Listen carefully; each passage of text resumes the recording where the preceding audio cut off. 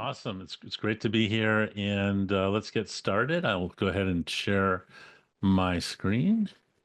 Let me find the right Good. one. And here we go. Can you see, can everyone see me or Yes. hear me? Awesome. So we'll get started. And yeah, it's really good to be back. As you heard, the my lecture today is called How to Make Aging Optional. And my website's just drjosh.com, drjosh.com. I will try to make this interactive, but we'll save longer questions and topics till the very end. So definitely hold on to your questions because I'm sure you will have many. And and you'll learn that eating whole plants is a great start, but there are other things we can do too. So, and this is also a very personal journey. A dozen years ago, before I found the real truth about health, I was 50 pounds overweight. This is me on the left side of the screen. 50 pounds overweight, had high blood pressure, but I was like a Harvard trained physician. Like, why couldn't I figure this out? Why couldn't I fix this? And it was not until I found a more integrative, holistic approach that I came to the solution, which you can see me on the right side after losing the 50 pounds and controlling my blood pressure. So again, this is personal because I've been able to do this for myself, and I want to share this with everyone else. So more about me, 2 degrees from Harvard, a former and current medical director at Hippocrates, 2 degrees in biochemistry. And you heard that I worked at True North, where people would spend lots of money with us, and all we would give them was water. But that's because many of their chronic diseases would go away and they would get younger. My focus is now on longevity and reversing Alzheimer's. And if you stick around a couple of days, you'll hear my lecture on Alzheimer's reversal. And I went to a joint Harvard MIT program. I'm also currently the chief medical officer of Brain Power Clinics and Alzheimer's Treatment Centers of America. And you can find me on social media under Green Brains MD. And I also have a weekly podcast on reversing Alzheimer's. You can find on YouTube or at drjosh.com/podcast. All right. I also start, you've seen many disclaimers, and I apologize for having my own, but basically this is not medical advice. Um, if your own doctor doesn't feel comfortable with these topics, seek out someone like me uh, for help. And I'm not being paid by the big food or big pharma. I do offer an FDA-approved drug for compassionate use to reverse Alzheimer's, and I'll talk about that in a couple of days on my Alzheimer's lecture. Okay, so now that we get started, sorry for boring you there. Queen Elizabeth II died in 2022. What was the cause of her death on her death certificate? And if you could type into the chat here, if any of you know or what you think was the cause of her death listed on her death certificate. Old age. Wow, Rachel got it right. Congratulations. And Crystal did too, and Juliana. Wow. I have a really smart audience here. I don't, I can finish here. No. So what's interesting is that was the case. And let's actually take a look. If we zoom in on the death certificate, it's public record. You can see it was old age. Now, what we've since learned in the last couple years is actually it was bone cancer. But this is the whole point of this lecture, is that if we can turn back aging, then many of the chronic diseases like cancer, you're less likely or you won't get. So again, if we can turn back your biologic clock, we are going to prevent all these other chronic diseases. And I respect that the Queen, like other people, they want their privacy and they don't really want everyone knowing about bone cancer, but let's keep going. So old age, and yeah, that's not a picture of her, but yeah, sometimes we can tell people are old just by looking at their face. Okay, so let's start with the basics here. What in the world is aging?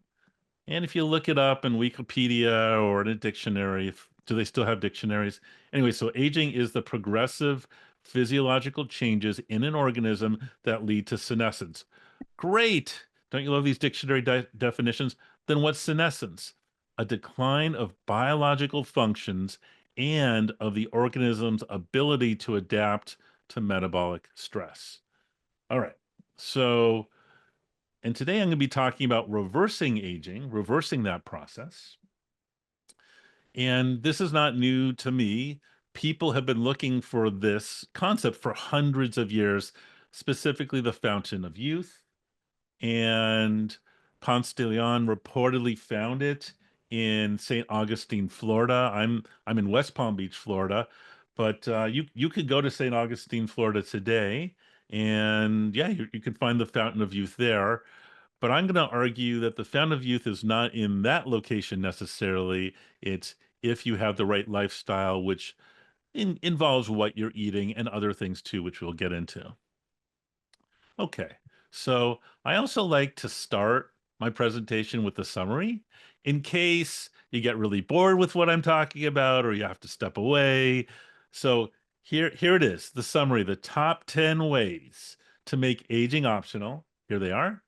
Number one is eat plants, exercise, avoid processed food, reduce stress, smart supplementation. I'm going to talk about lots of different supplements, but the four I'm going to highlight are NMN, nitric oxide, hinokiol, and pectisol. And it's okay if you haven't heard about any of those. That's why I'm here to cover these issues.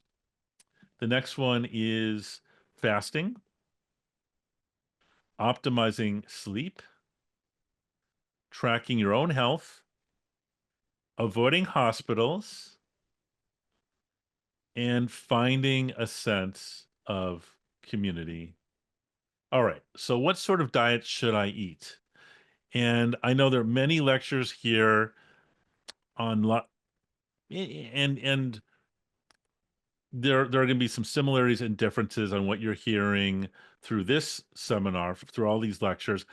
I'm going to share with you my opinion based on my clinical practice for many decades and my 2 degrees in biochemistry and real world experience seeing what works and what doesn't work. All right. So I would argue you should be eating whole foods, plants, vegetables, whole grains. And this is one area where I know there is controversy, but it's obvious which camp I'm in. No added salt, oil, or sugar. We call it SOS free.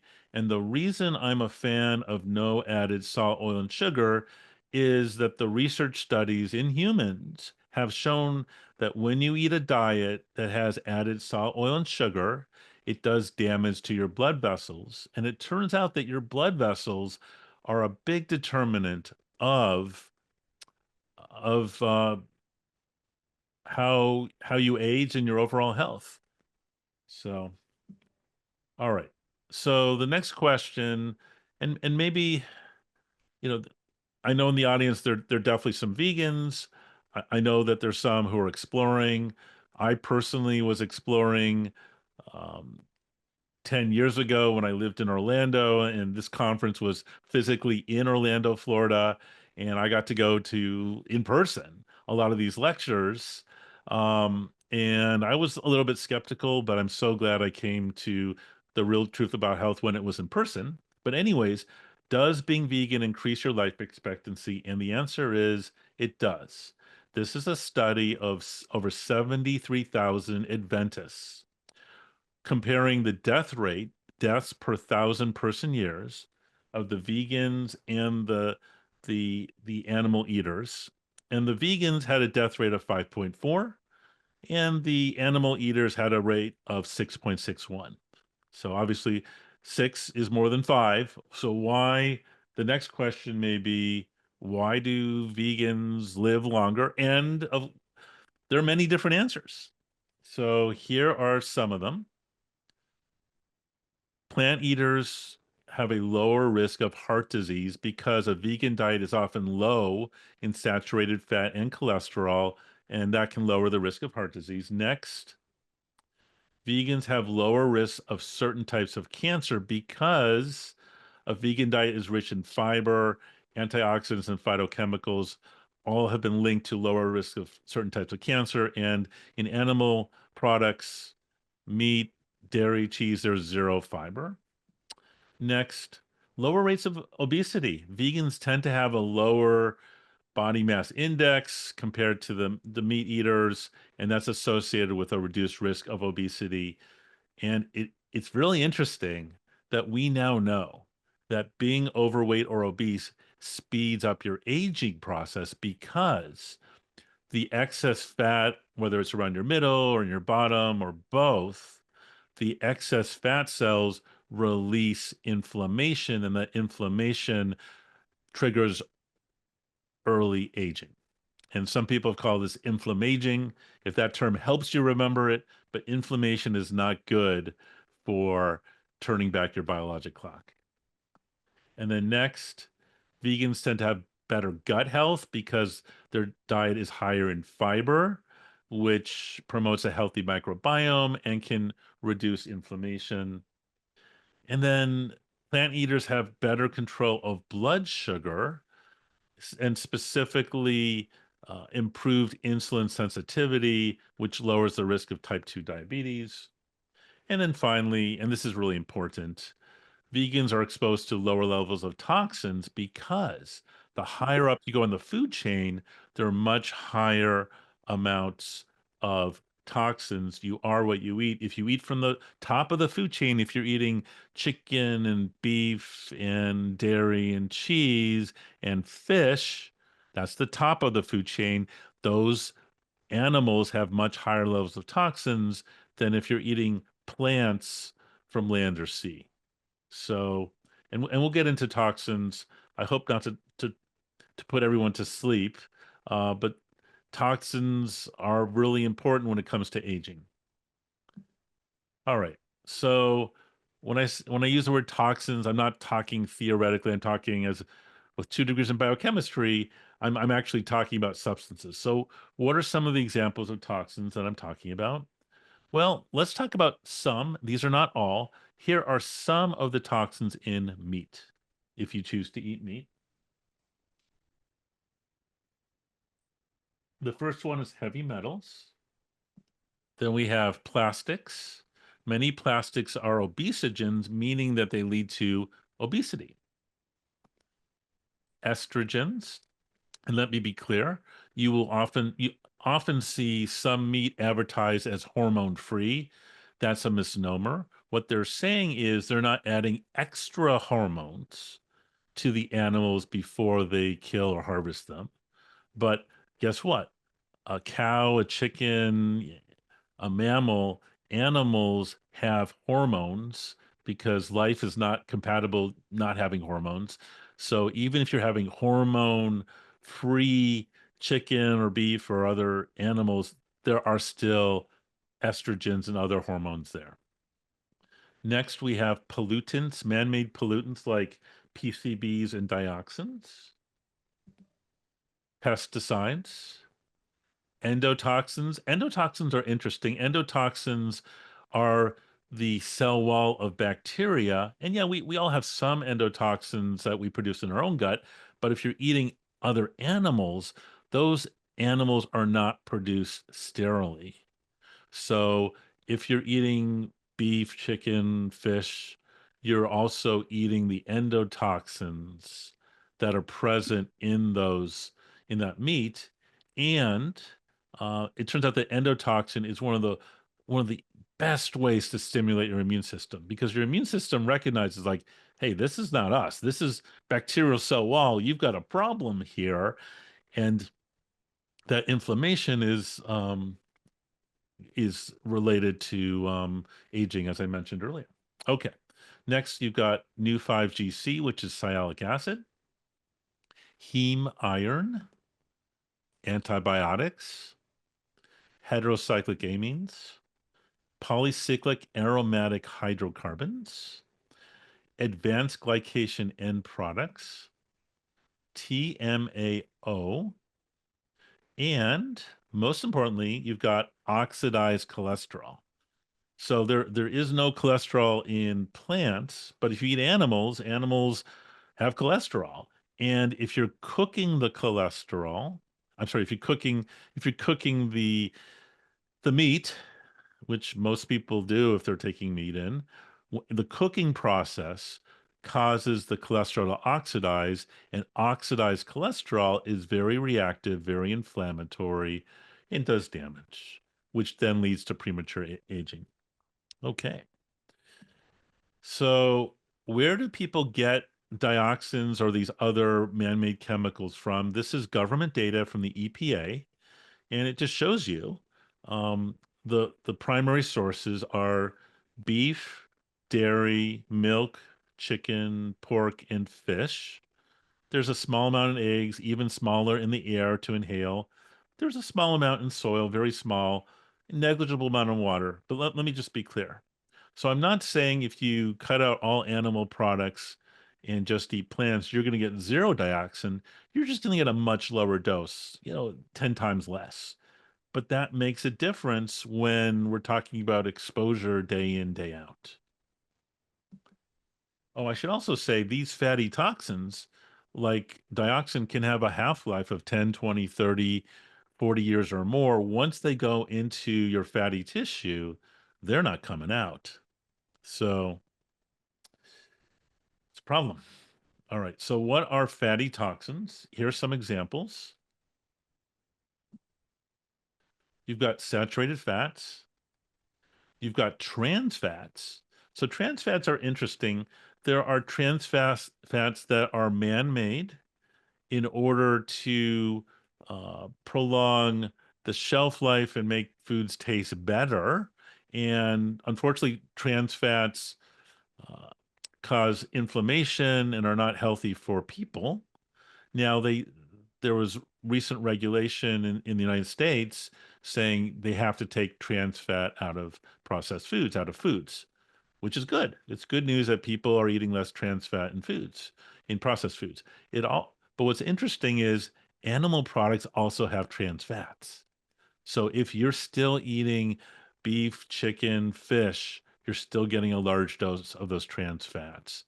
But of course, when you buy some beef, there's normally not a sticker on it that tells you how much trans fat, but it's there. Just like there's no sticker telling you how much estrogen or plastics or these other toxins there is. Okay, so the next category of toxins are omega-6 fatty acids. And omega-6 tend to be the more inflammatory fatty acids that the use of has exploded in this food supply in this country. And yeah, you want to limit your amount of exposure to omega-6 fatty acids. And one way to do that is just to cut out processed foods. And then the next category on this slide are mycotoxins or mold toxins. So, for example, black mold can produce um, a, a toxin called trichothecene, and that um, black mold toxin, it can actually go in through the eyes. It hangs out. It can go into the brain and stay there for decades unless you do something to get rid of it. All right. I know this is doom and gloom. There's some good news coming. All right. So other toxic fatty compounds include PCBs, which are polychlorinated biphenyls. You've got DDT, which is dichloro-diphenyl trichloroethane. And then you've got these PFAS forever chemicals that are found in Teflon. They're found in clothing that's stain resistant. And unfortunately, these chemicals are now in our food supply. So if you're eating animals, you're getting a much bigger dose of these. And then petrochemicals, in our modern society, we use petroleum, w- and some of the petroleum derived chemicals are fatty and toxic. So this study is from 2017. It was a French study showing that basically you are what you eat. So it compared vegans to animal people who are eating animals to look at how many of these fatty toxins, the furans, dioxins, and PCBs, there were in the two groups. And it turned out that the vegans had 10 times less of these fatty toxins than the meat eaters, which makes sense because you are what you eat. If every meal you have, say, 10 times as much dioxin and PCB, it makes sense that when you look in the body, you're going to have 10 times more of these toxins. Another name for these toxins are POPs, persistent organic pollutants. Okay. And how do PCBs and similar toxins build up in living people? Two different ways. One is over time, the longer you live, there's more accumulation. We call that bioaccumulation. And then up along the food chain, we call that biomagnification. And this is an example of PCBs in the water. If you look in seawater, the level of PCBs is 0.000002. If you go a little bit up from the seawater, you find plant plankton, um, and that level is 8. And then if you go to fishes, that level is up to 37, birds 110, and then marine mammals 160. So again, I'm not saying if you're eating algae or other plants from the water that you're gonna have zero exposure to PCB. It's just gonna be a lot less in comparison to if you're eating fish or other meat. Okay. So great. So if you're like me, it's like great. I found out this information. Well, how do I remove these toxins? And I remember when I was in my residency in Detroit in emergency medicine, going to a toxicology lecture, and I kid you not, they were laughing. The professor was laughing when talking some of these toxins like PCB. They said, yeah, or dioxins. The only way we know how to remove these toxins are if you happen to be a woman who's breastfeeding or a woman who gets pregnant. Some of these toxins will go to the placenta in the developing baby. So, I mean, it's unfortunately it's tragedy. It's not funny. It's a tragedy. And the good news is there are other ways to get rid of these toxins besides having being a female and having a child. So one way, let's talk about one way is with binding agents. And one of my favorites is called pectisol or modified citrus pectin, which does many different things. And this is what it looks like, pectisol. It is a natural chelator of heavy metals. Now, there are other binders that I normally recommend, things like zeolite or activated charcoal, but I normally recommend people start with pectisol because it's a lot less harsh on the gut. Now, this is also interesting. This binder pectisol also inhibits a protein called galectin 3, which is associated with inflammation. Now, many of you have heard of lectins. Specifically, you may have heard of Dr. Gundry saying, oh no, don't eat vegetables because they have lectins. Well, guess what? People have lectins too that we produce. Specifically, one of them is galectin 3, and galectin 3 is normally part of our immune system when it's functioning, but when things are abnormal, if their inflammation is revved up, galectin 3 levels can be too high. So I'm going to pause right now, and I've got an interesting question. What are my thoughts on algae that's grown in closed algae farm pools versus algae that comes from ocean, but the oceans are polluted? So first of all, I think it's much better to take algae in than eating fish. Um, but yeah, I think algae is probably better um, from a farm than the ocean. Oceans are definitely polluted, but farmed farm pools can also be polluted. I think the key when it comes to algae is you need testing for these different toxins and wherever they're being sourced and purified. You want to test the end product, make sure there aren't a ton of heavy metals wherever it's being sourced. And the sad thing right now is wherever you are in the world, um, and I'm sure this was different hundreds of years ago, but right now, if you're eating fish, um, the waters are polluted, whether it's farm raised or ocean raised. There's literally plastics. They found plastics everywhere in the world, including in the oceans. All right, so let's go back to talking about Pectosol. It inhibits galectin 3. And the dose I normally recommend is 6 capsules twice a day or 5 grams of the powder twice a day. And the key with binding agents like Pectosol is you don't want to take it at the same time that you're taking other supplements because basically it will bind those other supplements. You want to take it on its own an hour or two separate from eating anything else. Okay. So, going to talk a little bit more about this galectin 3, which is associated with lots of chronic diseases which lead to premature aging. It's a lectin. It's secreted by activated macrophages. What are macrophages? Macrophages are white blood cells you can see under a microscope that look like Pac-Man. They're basically eating up cancer cells and infection. Okay. It was actually galectin 3 was discovered in humans in 1994, but it's only more recently we've connected the dots and said, ooh, this galectin 3 levels are too high in all these different chronic diseases from A to Z. And here's a busy slide from A to Z, from asthma to zoster, from rheumatoid arthritis to inflammation, all these conditions that are cancer even that are associated with premature aging. And here's the next question we have. What do I think of EDTA cream that's applied to the skin? Are you concerned about this or Pectosol or zeolite affecting beneficial minerals?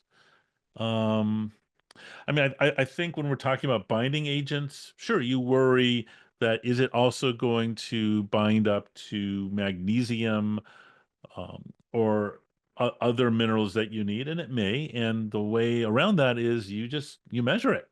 You measure your magnesium level and your potassium level, and make sure that your minerals look good. All right. But I'm not opposed to an EDTA cream. I'm just not sure how effective.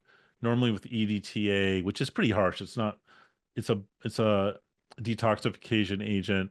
I've used intravenously. I normally use other ones first, but that's my opinion. Okay, so heavy metals can be toxic, including mercury, lead, and cadmium, and many others. And you've seen this slide. Okay, where can you get Pectosol? Here's one place. You can go to drjosh.com or to echonugenix.link/drjosh, DRJOSH, and the discount code for 20% off is drjosh, DRJOSH. All right, so that's that slide.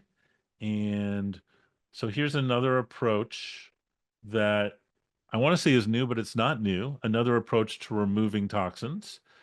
It's actually been around for over 50 years, but we're starting to apply it to remove toxins and to prolong lifespan and health span.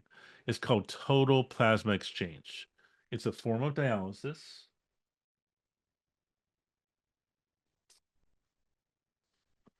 And it's become popular because of anti-aging guru Brian Johnson. I went to his conference in Miami a couple weeks ago. It was a lot of fun.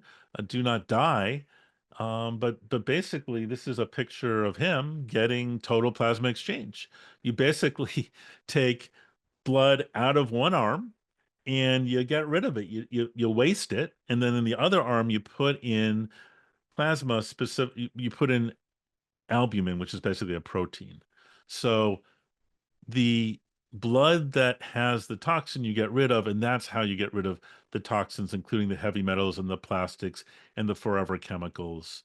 So I just have to share with you, I'm really excited that we now have ways to get to truly detoxify the body. And a little bit more about Brian Johnson. He spends a couple $1 million every year to avoid aging. He, of course, has adopted a vegan diet because his team of 100 experts, physicians, etc., have shown in the data that if you want to live longer, eat plants. don't eat animal products. He takes over 100 supplements every day. I'm not saying everyone else needs to do that, but I do credit him with being willing to do an experiment on himself and share that experiment with everyone. And I love the fact that he said, like, hey, I tried rapamycin and it aged me prematurely and I stopped it. Now we could have a whole other discussion, like maybe the dose of rapamycin was too high. um, I know he's a fan of olive oil, and I asked him point blank because he's all about, I like to test. I said, did you test yourself before and after you added olive oil? He said no.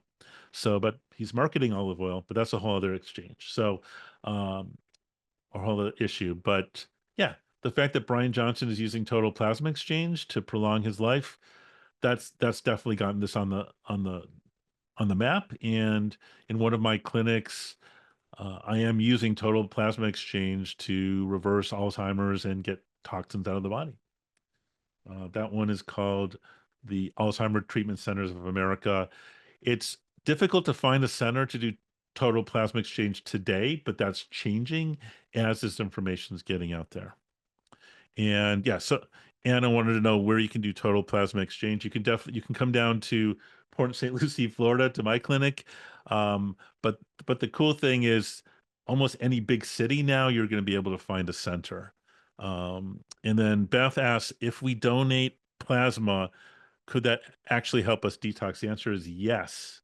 Um, Donating plasma or donating blood is actually good for your own health. And do they filter it before it goes to other people? Yes, they do. But taking a step back, are there still toxins that end up in other people when you donate blood? And the answer, unfortunately, is yes, too, because they're not completely removing all the heavy metals, plastics, pesticides.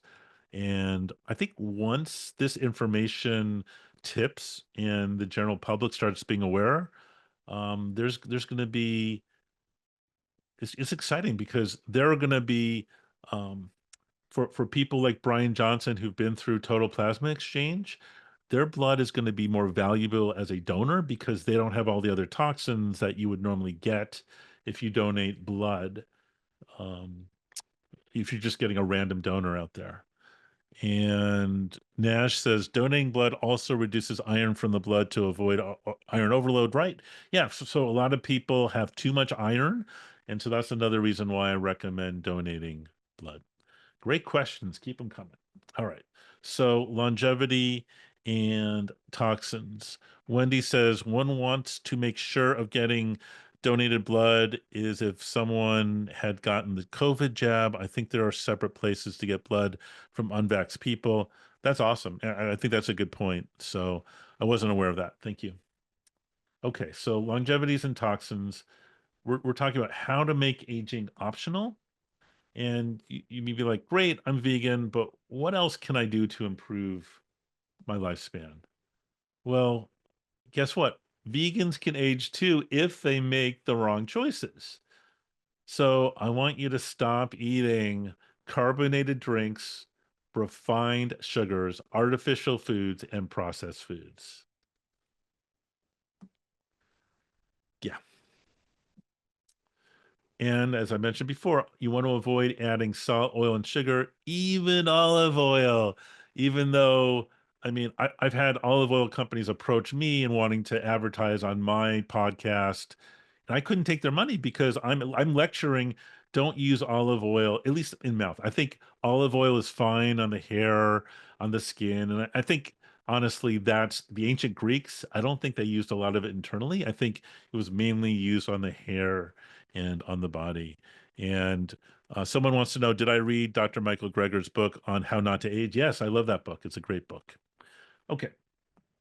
So it is possible to be an unhealthy vegan, definitely. So, for example, in the United States, Oreos are vegan. If you're eating Oreos every meal, you're not going to be healthy, unfortunately. So, processed food is not health promoting. I wish it was, it's not. So, and this is a confessional photograph. This is me and my son Jason a dozen years ago. Jason's now in college, doing fine. But here I am. Thought I was being a good dad, giving him an ice cream cookie, and yeah, I know better. But yeah, avoid processed sugar for yourself and your family. And Lucia wants to know, what about organic extra virgin olive oil?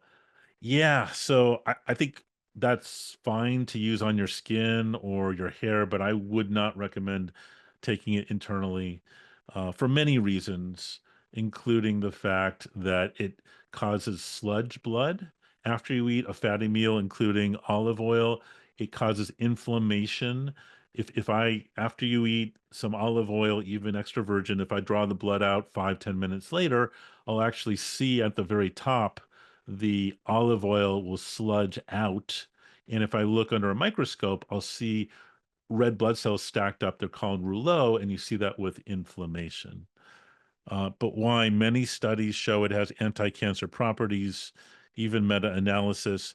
Yeah, but you have to look at those studies and say compared to what.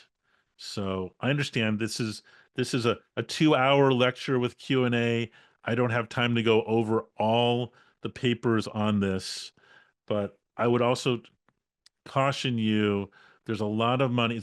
Olive oil is a $1 billion business. There's a lot, and I said no to their money. They want to advertise on mine. Uh, so you have to take some of these studies with a grain of salt. Okay. So how does added sugar cause aging? Um, well, the next question here is, how about pink Himalayan salt? Is it okay, or sea salt? All right. So I love the Himalayan salt lamps that they give off kind of a nice yellow color. So for lighting, I think Himalayan salt is awesome. I For most people, I would not recommend eating it because of the excess sodium that causes damage to blood vessels. Now, there are some people who are exercising outside, sweating 3 hours a day, ultra marathon runners, where yes, they need to replace the sodium. But for the average American, no, you don't need extra salt, including Himalayan salt or sea salt. Okay, so how does added sugar cause aging? One way is when you take in a sweet meal, you get sugar spikes that lead to increased insulin levels. Another is via advanced glycation end products, which this is really interesting. Um, if you can imagine you're eating lots of foods that have added sugar, that added sugar some of it ends up in the bloodstream, and in the tissue, it ends up caramelizing your tissue, the proteins, it destroys them, the extra sugar. So you think, oh, caramelization's a good thing. It makes something sweet. Yeah, but unfortunately, we don't want to caramelize our tissues. So that process is called advanced glycation end products. And what's interesting, if you look up olive oil, the favorite out there, olive oil, because it's a highly processed food, olive oil also has these advanced glycation end products. So yeah, that's another reason to avoid olive oil. And DA wants to know, what about eating seaweed? So I'm a fan of seaweed in general, but I caution you, most seaweeds are extremely high in iodine. So if you're eating seaweed every single day, not so much nori, but the other seaweeds, you're getting 1,000% of the US RDA on iodine. Now, it's true, a lot of people are deficient in iodine, but iodine's one of those minerals you don't want to be too low or too high. If you're eating hajiki seaweed every day, your iodine's going to be too high, and then you may end up with thyroid problems. And and we're going to hold off on questions till the end. So definitely hold on to them, and we'll get that in a little bit. All right. So, and then avoiding added fat. So one of the comments was, what about studies? Here are 5 studies showing the damage from adding fat and oil, including olive oil. From the study by Vogel in humans, olive oil showed, after you eat a meal with olive oil, it showed decreased flow mediated dilatation. What does that mean?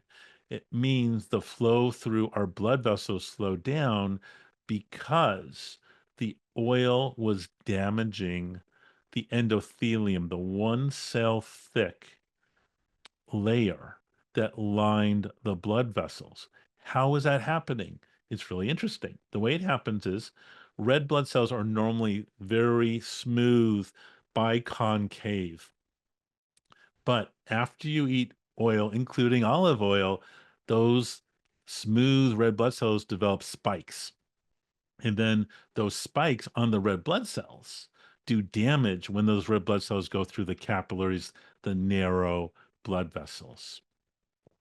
So, and then there's the art, article from the study from Ruda Clausen, olive oil, soybean, and palm oil all created a 31% endothelial impairment. Endothelial is that lining and increased triglycerides. And then even the Mediterranean diet, we hear about, oh, the Mediterranean diet's really good with oils, including olive oil.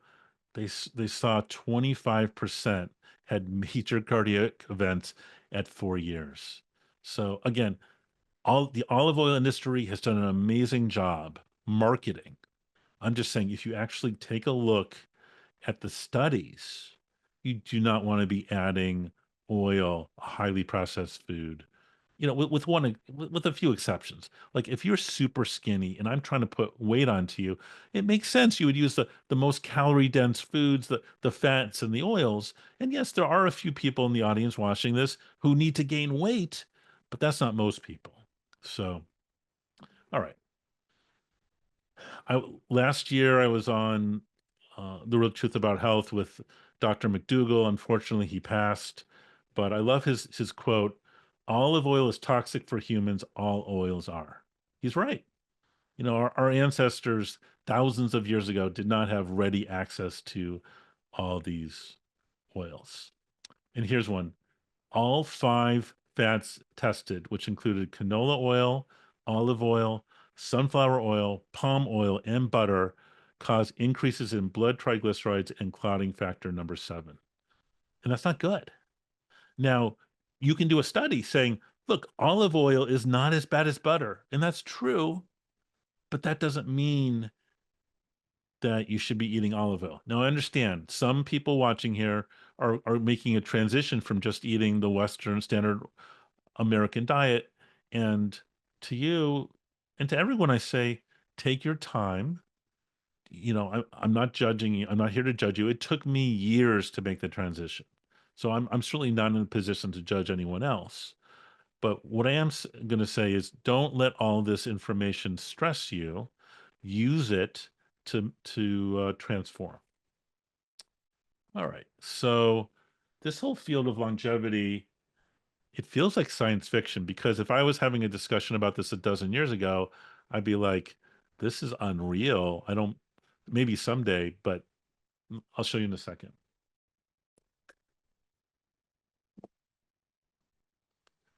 So imagine turning back your own biologic clock or that of your pets. We can do that today. It's crazy. Or imagine cloning people. It is technologically possible today to convert skin to egg and sperm cells. Again, I'm not recommending we do that. They may be doing this as we speak, secretly somewhere in Asia. Not a fan of it, but the fact that technology has exploded exponentially, it's amazing. All right. So, one criticism or feedback I've gotten from this lecture is, I want to wait until this is settled science. The problem with that is, do you want to wait 50 or 100 years for this whole longevity field to be settled science? I don't know about you. I don't have an extra 50 or 100 years, which is why I'm willing to do the research and try some of these on myself, like Brian Johnson. And the other thing is, do you want to be in the control, the placebo group? Again, I'm okay if you do in a longevity study. All right, so why in the world is this important? We're trying to trick the body to slow down aging. Another term for this is biohacking. All right. So wellness starts at a cellular level You want to start with nutrition, movement, rest. You want to reduce your toxins, inform self-care. And yeah, if you have a true illness, I have nothing against, or a car crash, I have nothing against going to the hospital. But the whole point is we want to avoid you needing medical care. So the five pillars of metabolic health are healthy eating, daily movement, healthy connections, stress management, and smart supplementation. Now, if you decide to do this and have optimal metabolic health, you may look different than the average American because only 7% of Americans have optimal metabolic health. So if you're in that 7%, you may not be eating the things and doing the things that the average American does, and you have to be okay with that. So this is one of the interesting findings in the last dozen years. It turns out that metabolic health and biologic age are inseparable. It turns out that the mechanism in our cells that determine aging are the metabolic clock. All right, taking a break here. The Who, My Generation. Hope I die before I get old. Well, what is getting old? Or how about this one? Don't trust anyone over. Yeah, fill it in. What do people think here in the chat? Don't trust anyone over 30. Yes. But yeah, I don't know about you. I'm over 30. So don't trust anyone over 60? Or is it another number? Okay. So you want to choose your health span and your lifespan wisely today. And here's the new paradigm. Most physicians are not studying or practicing longevity medicine. Now, the interest in this field is growing exponentially, and there are physicians like me actively studying this and pursuing it. But let's just be clear, it's not the average physician out there. Your primary doctor probably doesn't know or care to understand or learn most of what I'm sharing. In fact, the truth is we don't need doctors for most of this movement unless they're willing to pivot. So I love that Dr. Clapper's devoted his life now to educating medical students and getting them to see this whole picture. But my point is, let's take this movement to the public and go with it. We don't need the medical system as it stands right now. So here's a complicated graph, health span versus lifespan. And what this graph basically shows is that we're not talking about giving you an extra 30 years so you can spend those 30 years in a nursing home completely gorked out and non-interactive. What we're talking about is we want to extend not just how many years you live, but the quality of those years. And the exciting thing is you can extend both some of the existing technologies we have today, and the technologies are getting better. So here's some of the nitty-gritty biochemistry, and try not to glaze over. You can tell I love biochemistry. So we when we study people, the hallmarks of aging start appear by age 25. As an example, we see NAD plus levels drop. NAD plus is a molecule critical to metabolic function and DNA integrity. And then because the NAD plus drops, metabolic function declines. So NAD stands for nicotinamide adenine dinucleotide,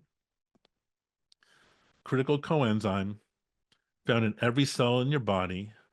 It's involved in hundreds of metabolic processes. Here's another molecule that we also see by age 25, nitric oxide. Nitric oxide is one nitrogen and one oxygen atom stuck together. It's critical for relaxing blood vessels. It's a gas. And when nitric oxide levels drop, vascular function, the health of our arteries and veins and lymphatics, the vascular function gets worse. And this is just an illustration that when we're young, maybe 20, we have 100% of our nitric oxide concentration. As our arteries get damaged, we could go down to 15%, extremely low levels.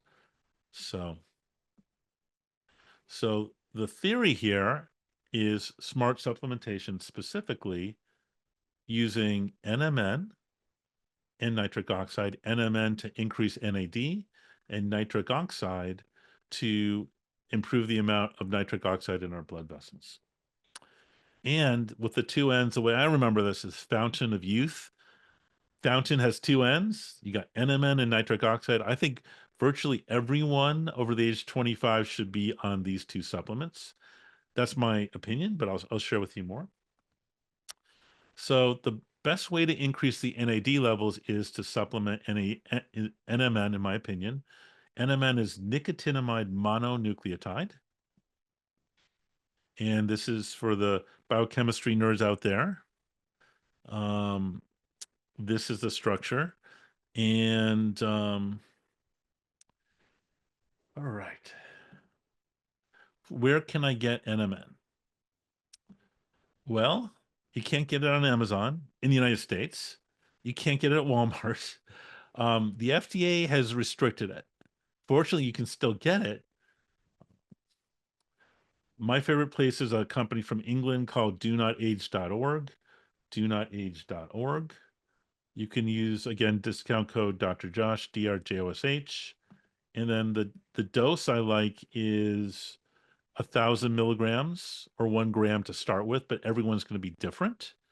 And how do you know that you're taking too much? If you're all energetic and you can't get to sleep, that's probably too high. You need to back it down. Okay. And I'm talking about NMN, not M&Ms. Yeah, M&Ms are not health promoting, I wish, right? Plus, look at this. They have artificial flavors. Like, why would you do that to your health? Don't do that. Okay. And then how can I get more nitric oxide, NO? And this is nitric oxide. There's a comment here, nitrous. No, I'm not talking about laughing gas. That's a different form of nitrogen and oxygen gas, not this one. Where can I get nitric oxide? Green leafy vegetables and beets. And specifically, what you want to do is you want to chew your green leafy vegetables and your beets. And when you do that, you get a boost of nitric oxide for about 2 hours. Now, the key though is you don't want just 2 hours. For longer acting nitric oxide for 24 to 36 hours, I like a supplement like Cardio Miracle, which is a powder you mix in water, you swish it in your mouth, and you swallow a couple times a day. And then you can get that at cardiomiracle.com/Dr. Josh, DRJOSH. Okay. Next, talking about caffeine. Caffeine inhibits nitric oxide. So that's one of the many reasons I am not a fan of caffeine. Let me share with you a bunch of other reasons to avoid caffeine. Number one, caffeine lowers blood flow to the brain by 27%. Not good. It's a brain cell excitotoxin. It's an immunotoxin. It increases the risk of diabetes. It mimics stress. It decreases healing with neuronal injury. It increases your risk of seizures. Oh, yeah. And it increases your risk of this heart arrhythmia called atrial fibrillation. I am not a fan of caffeine. Okay. So another smart supplement, just changing gears here, that I like is called Honopure, Hinokiol. This is a structure with the two connected benzene rings. Um, it's also called Hinokiol or Honopure. It's extracted from magnolia bark, so it's a natural product. It's anti-cancer, neuroprotective, anti-inflammatory, and it improves mitochondrial function. The dose I recommend is 1 capsule twice a day. And this is what it looks like, the bottle, Hono Pure. And you can get it from the same econugenics.link/Dr. Josh, discount code Dr. Josh, 20% off. All right, let's see here. Exercise. Exercise actually for reversing aging is better than any supplement I can imagine. And when I say exercise, I'm talking about regular physical activity. So you know what? Whatever exercise you like doing, do it. So Exercise will prolong your lifespan and your health span. So I'm a fan of aerobic exercise, which will increase your heart rate, get you sweating, which will get toxins out, including HIIT training, high intensity interval training. I'm also a fan of muscle building, which is strength training. And don't forget balance. Because the last thing I want to see happen to you is as you get older, if you trip and fall and break a hip, and then your mortality rate's 50% for the next year because you can't get out of bed, so you get pneumonia, blood clots, things like that. So ideally, you should be working on all these things: aerobic training, muscle building, and then balance. So I want you to imagine a world where it wasn't acceptable to say,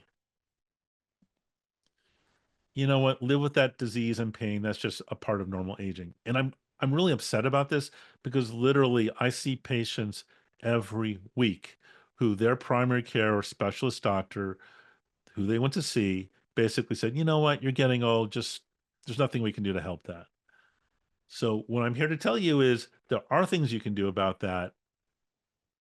You just have to take it into your own control and be your own advocate for health.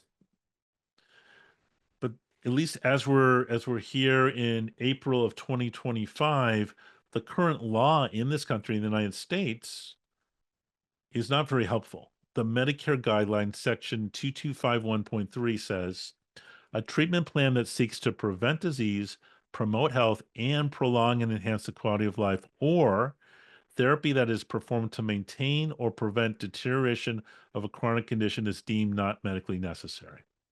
So often patients will come to me and say, well, will my insurance cover this test or this procedure or this supplement? And often the answer is no. But I tell them, look, we're in a backward system. We're in a disease management system where you basically have to wait until you've got an end stage, very difficult to treat disease, as opposed to putting the resources, money, time into preventing it in the first place. So hopefully you're willing to put that energy, and I think you are because you're actually watching me talk about this, which is awesome. So it turns out that aging is a recent problem because our ancestors were much more likely to die from infection, trauma, and starvation than from old age. So, it's kind of cool that we're having this discussion that we don't have to worry as much about infection, trauma, and starvation right now. Okay. And then the philosophy of longevity medicine is that prevention is a smarter approach than our existing disease care system.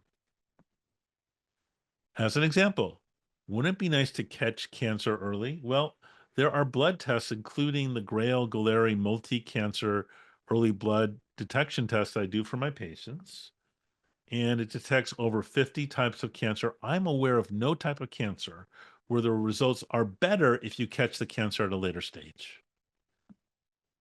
So cancer is much easier to treat often if caught early, but our disease model insurance won't normally cover this test.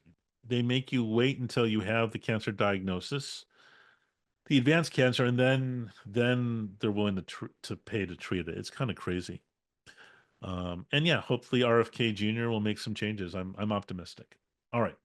So the top chronic diseases are all caused by aging, whether that's heart attacks, stroke, dementia, Alzheimer's, cancer, diabetes, or even just simple arthritis. So the point is, if we can turn back aging, we can hopefully prevent all these diseases. There are many different types of biologic clocks, age clocks that we can use. And the exciting thing is this is all new information in the last dozen years. So here are 5 different types of clocks, and we as scientists found this accidentally. So we've got the telomere clock.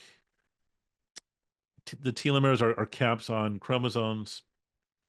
We've got epigenetics, changes in genetics on top of genetics using methyl or carbon with 3 hydrogen groups to change the expression of the DNA. We've got transcriptomics with RNA. We've got proteomics looking at the proteins in the blood. And then we got metabolomics looking at metabolism. And if you can see the busy um, graphs at the bottom, The point is that there's a strong correlation between biologic age and chronological age. There's basically a line. Are there outliers? Yeah, there are definitely some outliers, but there's definitely a close relationship. And these clocks were found by accident.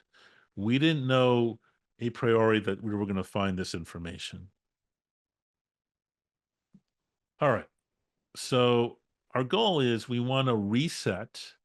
If we want to turn back the clock, there's three different levels of biologic aging clock resets. And here are the three levels. Level one is changing the transcription factors. For example, if you go hungry, skip breakfast, or go exercise, that's level one. Level two is if you silence genes like sirtuins, let's say you take some NMN or a prescription drug like metformin, that's level two. It's not permanent. You have to take, I recommend people take NMN and nitric oxide every day, and Hinokial too, for that matter. Now we're not here yet, but I think we're close. Within the next 5 years, we're gonna see level three, a master DNA clock, um, uh, a master permanent reset. So something to look forward to. All right. And then methylation caps, this epigenetic on top of the genes, are placed on different parts of the DNA to change the gene expression. And what I find fascinating, it's the same biologic clocks in humans, in dogs, in cats, in plants, in yeast, that this clock was conserved. It was so important. And it's so important because it's tied into metabolism. So both aging and metabolism are vital to the life and death and survival of cells. So do different organs age at different rates? Definitely. So for example, the brain ages more slowly than the skin because the brain is protected by a nice bony structure that keeps out radiation, whereas the skin, when you go outside, you get lots of exposure. All right. So how can we measure aging? Well, there are lots of ways. One is the traditional ways. You look at someone's appearance, you look at their face, and it turns out that's pretty good. Now people can have plastic surgery because like, yeah, that looks like plastic surgery. Okay. Uh, Next is blood tests. Next, we have epigenetic testing or DNA methylation. And we have telomeres. All right, so how do cells measure energy and defend against aging? It turns out there are three primitive biochemical pathways, internal monitoring systems.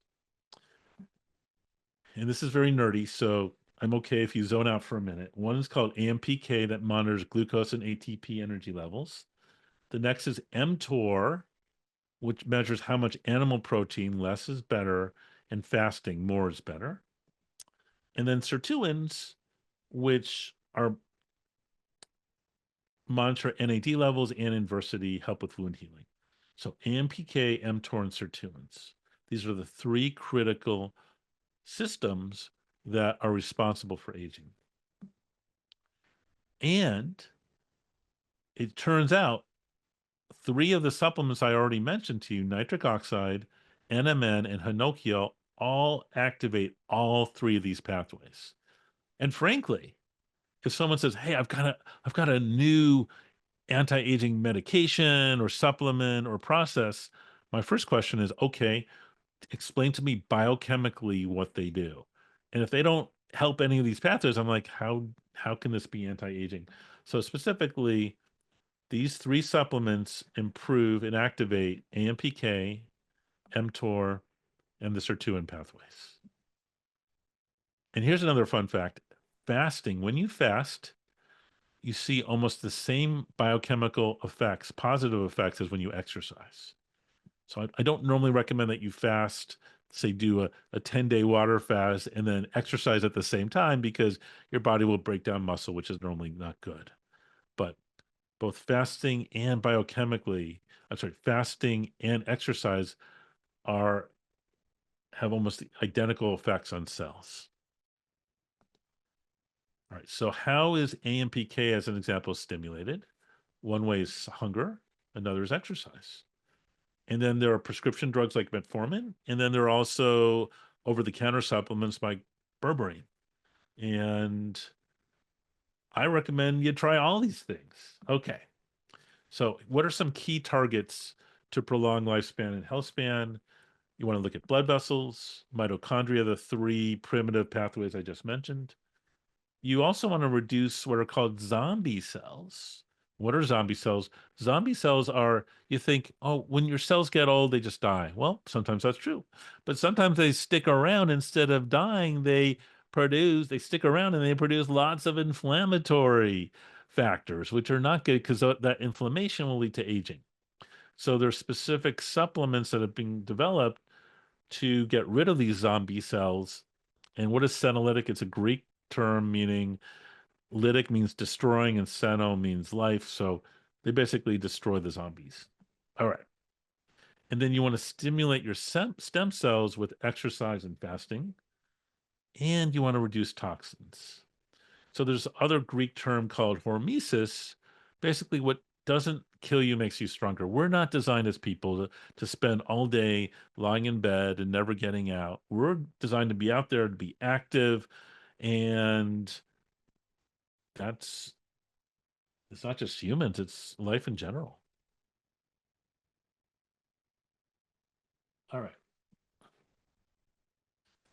So zombie cells, also known as senescent cells, lose their identity and they stop dividing and they produce all this inflammation. Okay. So as Anna Coulter mentioned, qualia. Qualia makes a senolytic. That's one of the ones that I recommend. And here's the list of ingredients. And the two highest ingredients are antioxidants, fisetin and quercetin.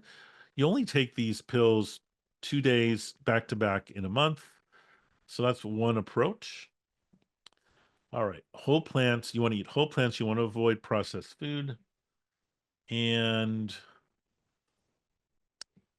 adversity is good. I know it sounds weird, but abundance is bad in terms of, we're in an abundant society where literally you can 24/7 have as many calories available to you as you want. That's not good. That's not what our ancestors had. And our repair systems become complacent if we're spending all our time just putting in calories. This is an important concept. Another Greek word, autophagy, which basically means to eat yourself. When you fast, your body breaks down damaged proteins for fuel. You want to have this recycling process happen. You don't want damaged proteins. But if you never fast, if you're always having 3, 5 meals a day, high calorie dense, your body's never going to get to do this autophagy. It's it, the autophagy does recycling of deformed and aged proteins. And then there's the concept of xenohormesis. You want to eat food that's stressed, like hydroponic growing, because then there'll be increased amounts of antioxidants in the food. And this is a key point. You want to live long enough to reset your biologic clock as the technology advances. So the Yamanaka factors won the Nobel Prize back in 2012. And then Steve Horvath at UCLA showed that he was able to reverse human biologic clock by 2 years. And you may be like, yeah, Dr. Josh, 2 years, like, why is that? Should I be excited? 2 years? No, no, you don't understand. He was able to turn back people's biological clock by 2 years, and then 2 years later, turn it back again. So if every 2 years I can turn back your biologic clock by 2 years, essentially you're not aging. Now, in this model, he used metformin, prescription drug, growth hormone, also prescription, and DHEA, which you could potentially get over the counter in the United States, at least. Am I saying you should all run out and get metformin, growth hormone, DHEA, and follow that exact protocol? No, but but this is not just a concept in some other animal. This is in humans. Now, for every year you stay alive, you get an extra 3 months due to the advancing technology. This field is exploding. tons of money, resources going into this area. Soon, I think within 5 years, you're going to get an extra year for every year you stay alive. So, for example, Jeff Bezos at Altos and many others have been put billions of dollars. Like Dr. Horvath left UCLA and he joined this company, Altos. Um, David Sinclair at Harvard Med School has come up with the epigenetic information theory of aging. And what's interesting is he's found that there is a backup copy of the youthful epigenetic uh, information in your cells that can be used to rejuvenate cells. We don't yet know what this backup copy is, but the fact that you can have a really old cell, but within that old cell, there's a blueprint to make that a young cell again. That's really exciting, I think. Exciting because then we can regenerate. I'm a big fan of stem cells and exosomes, which are produced by stem cells. Now, stress. We want to decrease the amount of stress that we're under. Specifically, we want to reduce the bad stress and you want to activate good stress. All right. And regular relaxation or meditation cuts in half the risk of obesity. And we know that obesity increases your rate of aging. So regular meditation reduces the risk of obesity by 50%. What are some things that you can do to relax? Meditation, yoga, breathing exercises, qigong, tai chi. There's so many. There's no right answer for everyone. Everyone needs to try different things and find out what works specifically for them in their lifestyle. So other ideas, breath work, laughing, connecting to others, listening music, playing music, self-compassion.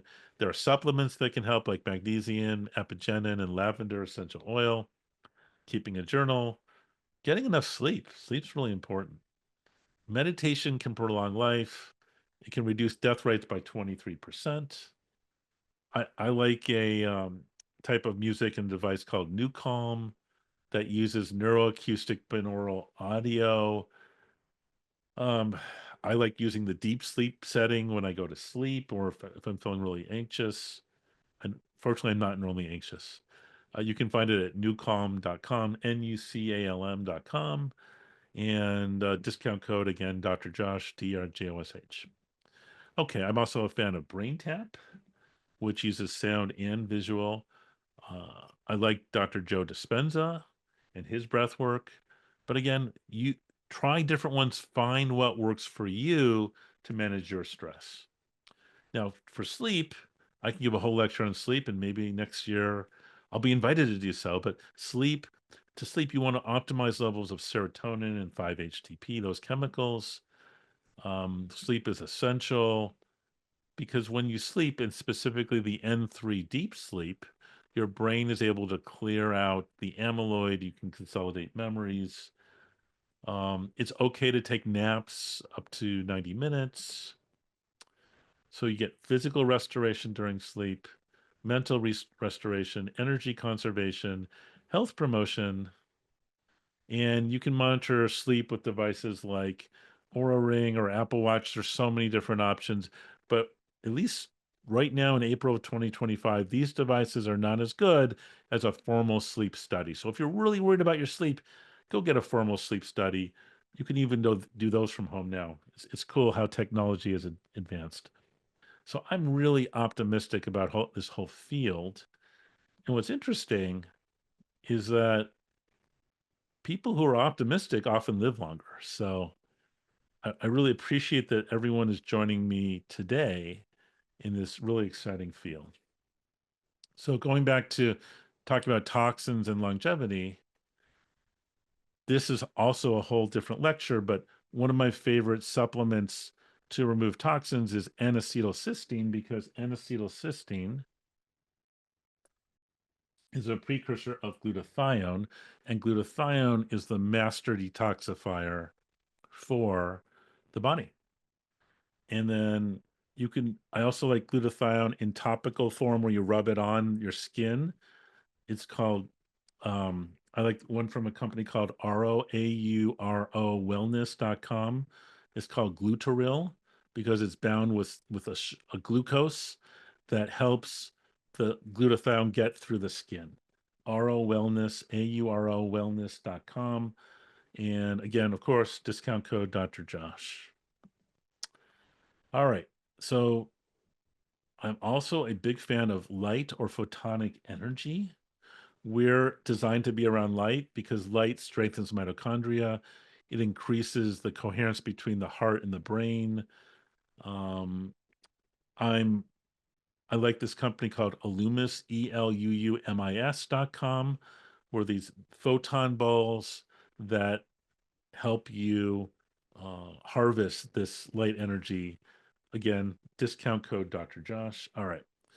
And then on my website, you can find many more endorsements on longevity, more than I can cover in this lecture. I've mentioned Cardio Miracle, I mentioned NAC.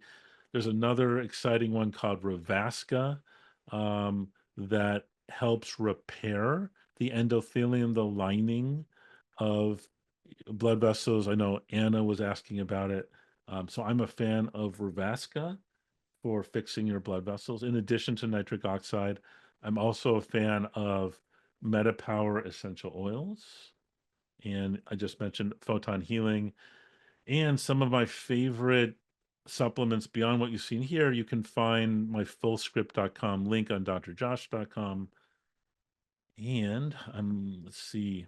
And then you already saw the link to echonugenics.link/drjosh with code Dr. Josh. Specifically, the Honopure and the Pectisol will both promote longevity. And then avoiding hospitals. I spent decades in my medical training and then working in hospital emergency rooms. And I can tell you, there were very few good things that happened in hospitals. Sure, I saved people's lives. That's a really good feeling. But if you can avoid going to the hospital, sure, childbirth. Now, I know people can have children outside the hospital, but apart from childbirth, there really weren't a lot of joyous occasions that were happening at hospitals. So if you can take the right steps to avoid getting these chronic diseases that require you to go to hospitals, then you're going to be much happier long term, in my opinion. And then community, you really, as humans, we're designed to be part of a community. And what's interesting is that modern society seems to have fractured that. I remember growing up, I knew my neighbors. I don't, unfortunately, don't know a lot of my neighbors today, and that's not just true for me. It's a lot of this country and this world. So what I would say is on this longevity journey, try to find friends or family who are willing to go on this with you. Try some of these lifestyle changes. It will make it a lot easier and more rewarding in my opinion. And I love how the real truth about health is it's an online community, but definitely seek out community. And yeah, it's definitely easier to promote your own longevity in a community with others. And I think someday we're going to see baby boomers or even assisted living homes with people who want to continue doing some of the actions that we talked about here. Because, if I try to pitch some of this information to like a nursing home, they'd be like, oh no, our goal is to get people to stay here, not to reverse these diseases. All right, so let's go back to the summary. The top 10 ways of making aging optional: eat plants, exercise, avoid processed foods, reduce your stress,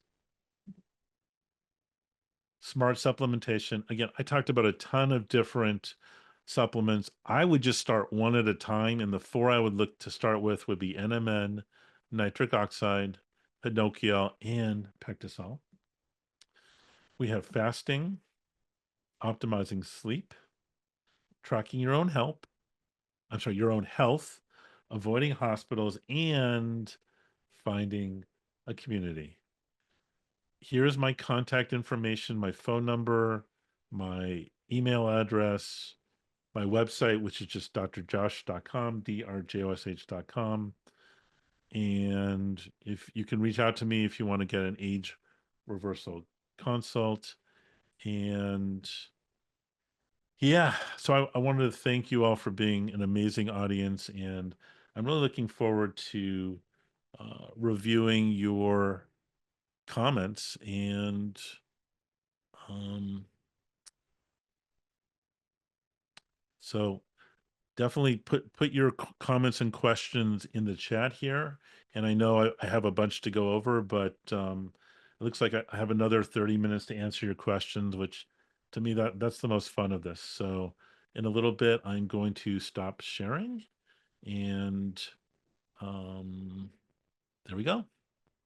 Of All right, great. Thank you so much, Dr. Hellman. We appreciate the course. that you shared with us. Now, if I mean, I've got some questions, but if you want to go through and pick some of the audience ones, you're welcome to. Um, Sure. Let, let me do that in 1 second here. Okay, so we have um, at what age does the brain start to deteriorate? Some say after 40. I would say, unfortunately, we're seeing the toxin exposure expand. People are being exposed to these fatty toxins in utero, so before they're even born. Um, and one of the key things for brain development is human interaction, not looking at a screen, not watching a TV show, not binge watching Netflix. It's human interaction. And unfortunately, in around COVID, that whether it's 4 or 5 year time period, I saw a lot of human interaction go down. So uh, I I don't think there's a magic age 40. I think we should all be cognizant of it. I think whatever your age is, we can't whether you're 20 or 80 years old, a lot of it is attitude, and we should be focused on it that way. Doctor, Um, based on your answer, is it a lot like all of the diseases, where diabetes now might as well be called, juvenile two, onset, where people are getting younger and younger who are getting these diseases that used to be considered of advanced age? 100%. Many of these chronic diseases, we're seeing it earlier and earlier age. I'm seeing Alzheimer's, more cases and a lot earlier. And there are a lot of reasons for it. But I think one is we're making more chemicals in plants, and those chemicals, plastics, etc., are getting into the environment and then they're getting into us. So that's not the only cause, but we really need to be fighting back. And I respect people who say, "Oh, I just like a natural approach." The thing is, let's just go back to a state of nature. Unfortunately, we can't go back right now to a state of nature. There's there's glyphosate Roundup in the rainwater around the world. There is no place you can go to get back to the way toxins were hundreds of years ago. So that's why I think just like technology created this problem, I think technology can help us try to fix it. And people like Brian Johnson, who has a tremendous amount of resources and he's doing his best to stay young, is he able to avoid or these toxins or detoxify himself from these toxins? I think he is, but there's a recent video from him on a trip to India. And he didn't even want to go to India because it's so polluted there. So basically, with him, not only did he wear a mask, he brought in heavy duty air filters wherever he went, and he cut short an interview he was doing outside because it was so polluted. But the interesting thing is, just as India has much more air pollution, the United States, our food supply is worse than India's. So it's not that India's bad, America's good. It's we're all in this together. We all have slightly different issues, but air pollution's an issue in the United States. It's just worse in India. Um, so um, so yeah, this is a we basically need to try to fix this ourselves. If we're going to rely on industry or government to fix it, it's not going to happen. It's got to be a grassroots movement, and that's what I like about Brian Johnson is he's spreading the word around the world, and sure he's selling supplements, he's turning into a business, but it's a business of getting people to follow like what he's doing, creating a community of like-minded people who don't want to die. Thank you. And is, it's obviously it's great. I think a lot of us here are trying to maintain our health, our health as we age. There's an idea that I've heard Michael Pollan talk about orthorexia, where people have an obsession with eating right and almost to a point of it being a bad thing. Can people go drive themselves crazy? Brian Johnson's probably on the I would say I think we probably would both agree is on the extreme, whether or not it's worth it or not, we can discuss, but it's on the extreme of that. Is that a healthy mentality to be obsessed with everything that you do with that? I don't think it is. So I think you raise a good point that if hearing this presentation for an hour and a half, your reaction is, "Wow, I'm super stressed. I need to do all of this right now, and if I'm not perfect, I'm gonna die." And and then you can't get anything done, or you're super stressed. That's not the right approach. The right approach is to try to find some support and maybe every week or every month pick one area and try to improve it. But yes, there are definitely people with eating disorders, etc., where it turns into a disorder. But the flip side is, I would say the fact that 93% of Americans are not optimal metabolically, that's not healthy either. Mhm. So, when you were in school at Harvard, what was the nutritional training that they gave you? Sure. So in medical school, we had maybe a day or two. It was specifically about memorizing the vitamins. See, the way this works in medical education is they will normally teach to the test. So on the standardized board exams, there'll be questions about vitamin D and vitamin B1. So of course they have to cover that in the medical school curriculum, but it was very limited, maybe 1 or 2 days in the preclinical. And then on the clinical side, once you went to the wards to the hospitals, there were classes specifically on how to write IV nutrition, intravenous nutrition, because that is a high you can bill a lot of money for hospitalized patients to give them IV nutrition. So that, but even that was maybe spending a day. So really in medical school curriculum, very little.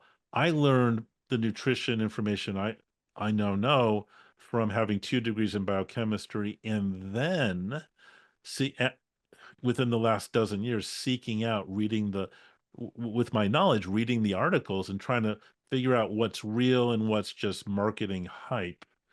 But the average physician doesn't have a degree in biochemistry and is not getting this information. And I would say a lot of it's anti-information, false information that like somehow you need to eat animal products to be healthy.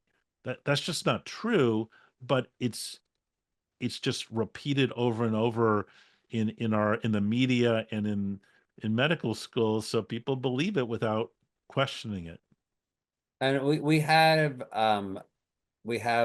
Dr. John Abramson. I'm not sure if you're familiar with his work. He has a book called Sickening. He actually taught at Harvard, so you may have run into him over the years. I don't know. I, Um, I didn't, unfortunately. well, so he talks about how the peer-reviewed journals have been captured, and basically how the pharmaceutical industry has captured the whole information system, and that 60% of all the funding comes for the peer-reviewed journals come from the pharmaceutical industry by purchasing reprints. Um, so how does one find the truth when even the so-called gold standard of medical information has been so captured and adulterated by profit, essentially? Yeah, so I think your claim is true that much of medical training is now captured by big pharma. And again, I've got nothing against prescription medications. To me, I'm integrative. I use them, but and then operations or procedures. With anything natural, which you can't make a lot of money off of in terms of a patent product, gets ignored. So so for that reason, I think people need to be skeptical of the whole process and understand. So like I said, I think it's amazing if you can have a double-blind placebo-controlled study demonstrating something. But what's interesting is when you're dealing with industry-sponsored studies, you can tweak those studies basically to show whatever you want, unfortunately. With you designing the right subgroups, etc. So what I would argue is on a you need to give more weight to things that don't have billions of dollars promoting it. Just like I mentioned, olive oil is a billion-dollar industry. There's a lot of money promoting, getting articles or advertising, etc. But there's no broccoli lobby. There's no lobby saying you should eat broccoli sprouts. And frankly, there are some studies showing that the health benefits of broccoli sprouts, but they're not mega studies involving thousands of patients because those are expensive studies. And who's going to put the money up for those studies? So what I think you have to do is take a step back and not put to the wayside natural products that don't have a billion-dollar budget to promote. And Oh no, no, I'm sorry. I didn't mean to yeah, interrupt you. so to my mind, the correct approach is integrative. Not to say, oh, all drugs are dangerous, all procedures are dangerous. No, but what are some natural things we can try first? Let me give you an example. Sleep. I would much rather someone try magnesium supplements or lavender essential oils first to get to sleep than a prescription medication like Ativan or Benadryl, which long term we do know that those medications will lead to um, potentially dementia or Alzheimer's if you're chronically taking those things. So you just spoke about olive oil and the impact of it being backed by a multi-billion dollar industry. Um, Coffee is so often touted as being so good for you. And even a lot of the doctors that I follow will talk positively on coffee. I know Dr. David Amen, he actually had a very similar statistic as far as blood flow. I don't know if you're familiar with Dr. Amen's work. Yeah, He, Daniel Amen. oh, Daniel Amen, Yeah, sorry. Daniel Amen has. I love what he does in terms of popularizing um, the SPECT scans. Of the brain. I'm more of a fan of a more modern approach called PET scan, but I love the fact that he's out there to the public talking about brain health and what different drugs will actually do to the health of your brain. So from in terms of getting the information out, I love what he's doing. And but let me just say with coffee, it's a double-edged sword, and let me explain why. If you look at coffee, coffee turns out to be the number one antioxidant that Americans take in. So if I go out there and say stop taking in coffee, I'm potentially hurting people because unless they're finding other sources of antioxidants in fruits and vegetables and grains, then they're actually hurting. So the caffeine in the coffee is not good. But again, this is the average American's like, I want a quick fix. What's one thing I can do? And yeah, so there are nuances here. And so, if you I'm not a fan of coffee, but don't give up the coffee unless you start eating more fruits and vegetables. But it actually kind of reminds me of, like I mean, I would assume, and correct me if I'm wrong, that it is the number one way that people get their antioxidants because they're not getting their antioxidants anywhere, basically. So therefore, coffee, which does, may not be, has enough, is the number one. But it reminds me of like, oh, well, people are eating a certain number of vegetables, but they're potatoes and in the form of French fries, right? Exactly. And the French fries, the more you take a starch, the more you fry it and add oil, you're creating acrylamides, which are neurotoxins and cause cancer. And and again, just look, the financial incentive is the processed foods, the French fries that sure they taste good because of the added salt, oil, and sugar, but they're not health promoting. But you can make a lot more money selling French fries than just selling potatoes. So that's where the commercial interest. I mean, I'm all for capitalism, but we need education to let people know like you shouldn't be eating the foods that are highly processed because it's going to come back to bite you in 10, 20, 30 years. You mentioned dioxins being stored in the fat, and once they're stored in there, they stay in the fat. What happens when you lose weight? Do they come out into the bloodstream?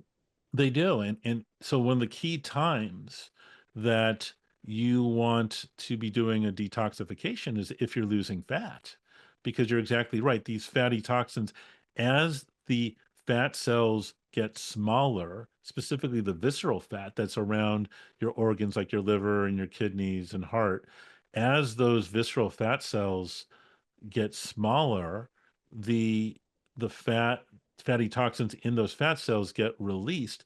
And unless you've got a strategy to get them outside the body, they're just going to find another fatty tissue, whether it's the brain or other fat cells, to go in. So what is that strategy? So it's several. So one would be, I mean, the most extreme would be total plasma exchange, where you actually take blood out. So that's one. Another one would be using intravenous phosphatidylcholine, which can push some of those fat cells, and intravenous glutathione, or even topical or oral glutathione. Glutathione is this master detoxifier, three amino acids. And then other approaches would be sauna and exercise, colonics. All those things could help push some of these toxins out of you. Great, thank you. You mentioned mycotoxins, black mold toxins. How do we get rid of them? It's the same way. So, um, with all these, you don't the first thing you want to do is detoxify using glutathione and phosphatidylcholine, because many of these toxins are trapped not just in fatty tissue, they're also trapped in biofilm, this biologic film. So, for example, parasites or Lyme spirochetes or other bacteria will form a biofilm to protect the bug from our own immune system. So the thing is, if you're doing things to bust the biofilm and push out these mold or mycotoxins, if you do it too quickly, you can actually get a lot worse, because what you're doing is you're releasing all these toxins that have been stored up over decades, potentially within a day or two or three. And that can hurt the liver and the kidneys and the pancreas. So, one thing I would emphasize is you want to go low and slow. You may hear there's like, oh, methylene blue is a great way to h- fix your mitochondria and kill bugs, and it may be, but go low, go slow, do it under medical supervision so you can monitor your liver and kidneys and pancreas so you're not actually doing damage. Thank you. You mentioned donating blood as being good for you. Can you explain a little bit more why? Sure. So when you donate blood, think about what happens. You're taking blood out of you. And if you happen to have some of the pesticides, fatty toxins in your body, some of those will go into your donated blood. So that's not good for the person getting the donation, but it's good for you, especially if you're donating it on a regular basis. There's a good comment about iron. If a lot of people have too much iron, if you're iron overloaded, then what can happen is when you donate blood on a regular basis, you're lowering your iron levels. And there are certain aging processes where we know that oxidized iron, especially heme iron from meat or fish, can contribute to premature aging. Great. And just to go back to the caffeine conversation, um, is caffeine the same in everything? Like if you have like coffee, tea, cacao nibs. So if it's, does it drop your the blood to your brain by 27%, like you said? Yeah, so it's dose related, right? So normally chocolate is going to have less caffeine than coffee will. Um, but the other thing is like if you look at cacao nibs, it may not have much caffeine, it has some, it has other stimulants like theobromines, etc. So yeah, remind me the question. I mean, there's nuance here, so it's hard to. Cacao. Basically, I was getting to one of the audience members' questions about cacao and its caffeine. Is that as bad as coffee? Yeah, so it does not have as much. I think cacao would normally have, maybe 8 milligrams of caffeine, and coffee might have 100 milligrams. But there are other stimulants in cacao. So I'm not saying never take cacao, but I'm saying, within reason. Um, and instead of coffee, I recommend teas. And specifically, I like teas that are based on foods that you would actually eat. So peppermint, you would normally eat peppermint. And what type of tea are you having today? This is actually bourbon. No, this is lemon balm. And then just because I'm crazy, I've got turmeric. I can't, it keeps on disappearing, but I've got turmeric root at the bottom of Yeah, it. so you can definitely eat turmeric root. You can eat Melissa or lemon balm. Um, you can eat peppermint. I'm not as much of a fan of teas that the black teas because not only is it caffeine, but you normally wouldn't eat black tea. But if you could eat peppermint or other mints or it it's if it's something you can eat, then there's no reason, taking a tea would be good in that too. So lemon balm is you can eat lemon balm. Is that or you? I mean, I'm a fan of lemon balm or Melissa essential oil. It's antimicrobial. Okay. So, but yeah, I'm normally a fan of it. Not like a lot of these antimicrobial things. I don't know you necessarily want to take lemon balm every single day, but I wouldn't be opposed to it. What's the impact of fried food and how does air frying differ? Yeah, so fried foods is basically, well, if you're frying in oil, that's not good.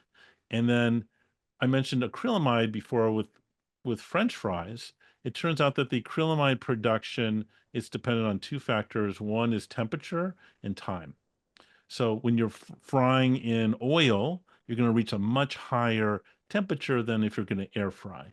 Now, if you air fry a potato, are you going to produce some acrylamide? You will. It's just a lot less than when you fry it in oil. So, um, yeah, it's I don't want people to get crazy about it, but if you're eating fried food now, cut it out and focus on steaming. Steaming is probably a much better option.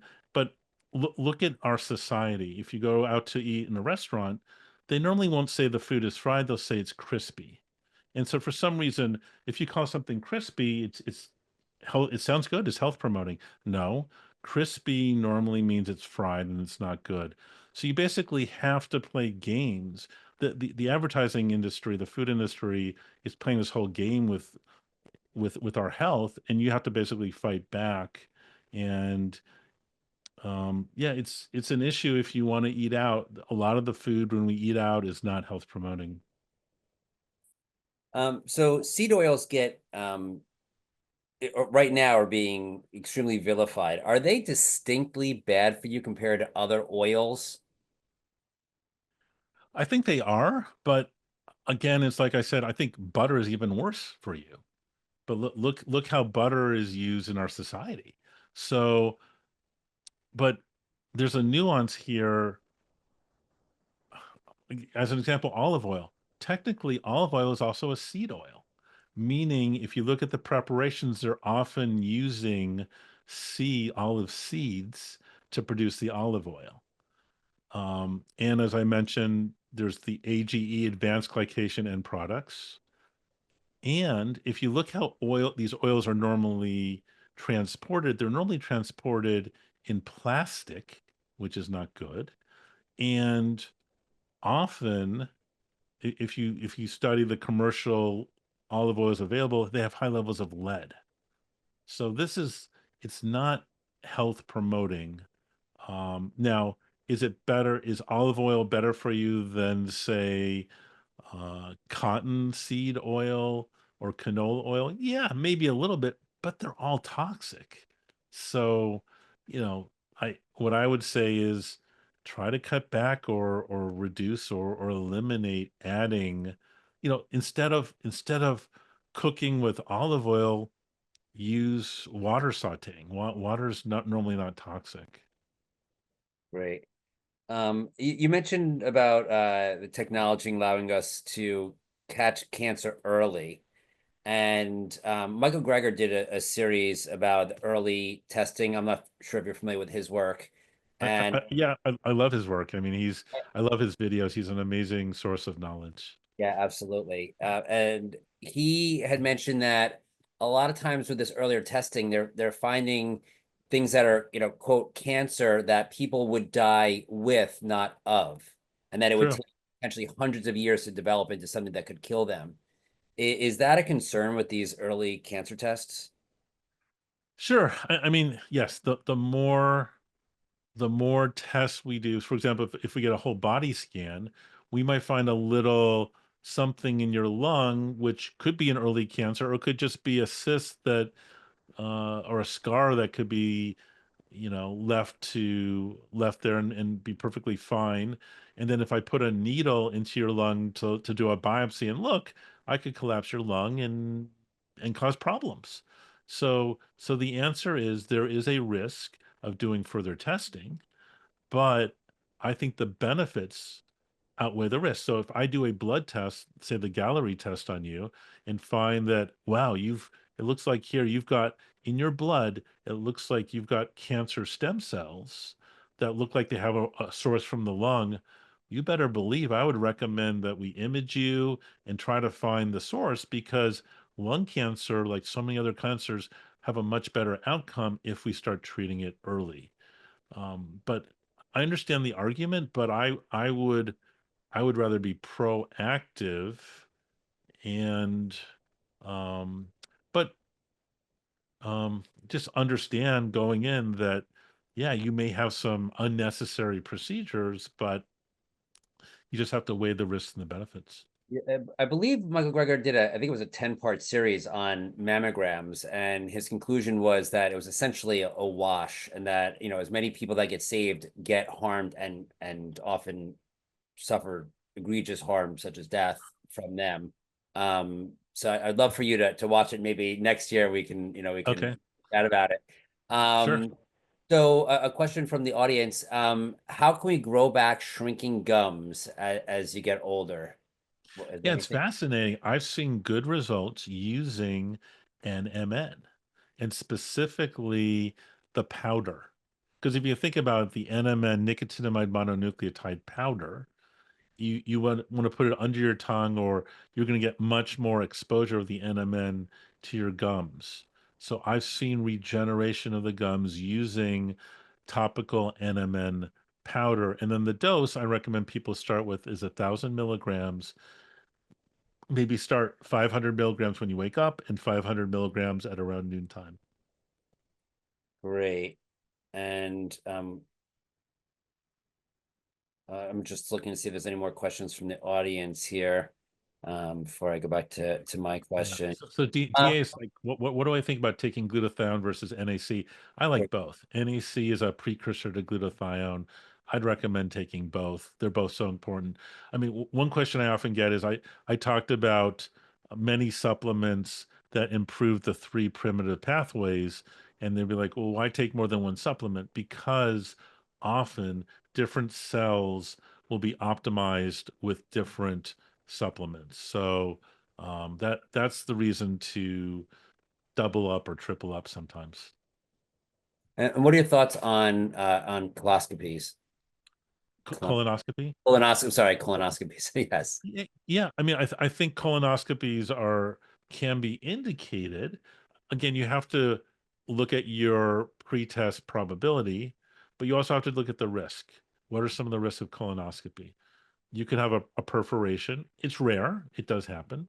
Number two, often with a colonoscopy, you're getting exposed to petrochemicals in the form of the anesthesia. So, um, I'm, but you also have to look if you have a high family risk, if everyone in your family had colon cancer at an early age, yeah, I think it makes sense. Also, look at your diet. If you're eating, plants that are not processed, your risk of getting colon cancer is a lot lower. So you have to balance out those two. I'm a big fan of stool testing and specifically their Cologuard, where you're looking for DNA changes from cancer cells in the colon. So what I would say is b- keep abreast of these new technologies and don't be afraid to use them. But it's hard to give general advice because, if someone's eating a Western diet, I say, yeah, you probably need it because you're at high risk not just of getting colon cancer later in life, we're seeing it earlier and earlier. Now, if you want to do instead or push it off a year and instead do the Grail test or the Gallery test or another test like that, sure, it's not FDA approved for that, but have a conversation with your physician, weigh the risks and the benefits. I want an educated person. And what really makes me angry is many times these procedures, there's not full there's not full consent. There's not people don't know all the risks and the benefits. Right. Actually, we're having a conversation like about that with Pam Popper, talking about that with Ozempic. People aren't told the extreme risks with that, so they don't really have informed consent. What are your thoughts on hyperbaric oxygen treatment? I'm a big fan of oxygen therapy to reverse aging because hyperbaric oxygen improves the function of mitochondria. I've seen it firsthand help with reducing certain toxins like carbon monoxide and cyanide poisoning. I've seen it help with wound healing, but I've also seen it help with other infections. But it also is good for reversing Alzheimer's, preventing Alzheimer's, and improving mitochondrial function. So I'm a big fan. And does it matter what type of like chamber you go into? It's the hard one versus the soft one. Is there anything with that? Sure. So the soft one is normally going to be a lower concentration of oxygen. We normally live around 1 atmosphere of oxygen. The soft one might get you up to 1.3 atmospheres. The hard shell chamber will get you up to 2 atmospheres or higher. So two is going to be better than 1.3, but either one is better than one. So, and I've seen much better results doing hyperbarics or oxygen on a daily basis. So again, whatever is convenient or whatever works in your lifestyle. Great. We have about a minute or so left. We'd like to leave the audience with what gives you hope in reversing age. Yeah, so what gives me hope is, as I mentioned, the huge amounts of money and resources and time that are being placed into this field. So, and we're starting to see results. And I love the fact that this is being pushed by the general public. So, as you can tell, I'm very optimistic. And I think literally within 5 years, aging will be reversible because the we'll be able to permanently turn back people's biologic clock. Whereas now you have to exercise every day and you have to do all these supplements. I think our options are going to increase exponentially every year in the longevity field. And do you think it'll be available to maybe not in 5 years, but in the long term, will be available to the general public, or would that be kind of part of the wealth disparity? No, I think like any new technology, it's going to be more available to the wealthy than the poor. But just like any new technology, it will slowly filter in to everyone. So, right now to get genetic therapy, you have to go to another country and and but also be a guinea pig. It's not just money. It's we're talking about people like Brian Johnson. He's risking his own life doing these treatments but yeah, like I'm really excited. So yeah. Okay. Well, I appreciate that. Well, thank you so much for all the information that you shared with us today on reversing aging. If we can unmute the audience so they could share their appreciation for Dr. Hellman. I know. Good Oh, job, great. Dr. Well, Coleman. never be Love available. you.